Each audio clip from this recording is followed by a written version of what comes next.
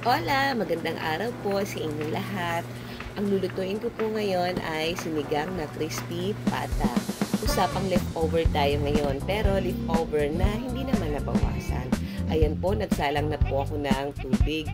At eto naman po ang mga sangkap na aking gagamitin tulad ng kamatis, sibuyas, siling haba, gabi, okra, talbos ng kamote, patis, Ajinomoto, may magic, at nor sinigang mix. Ayan po, habang pag kumukulo na po ang tubig, ilagay na ang sibuyas at pati na rin ang kamatis. Ayan po. At isunod po ang crispy pata.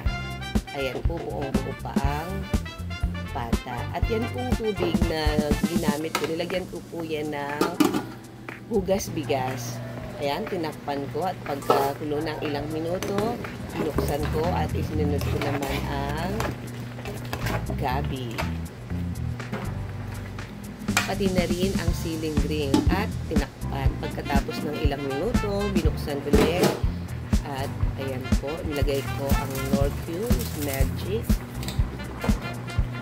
pati na rin konting patis ayon sa aking sunod ko rin ang okra, hinalo, nilagyan na ng Knorr sinigang mix. Haluin. At ayan po, tikman na natin kung okay na ba yung lasa. Ayan, okay na. Tinakpan ko ulit.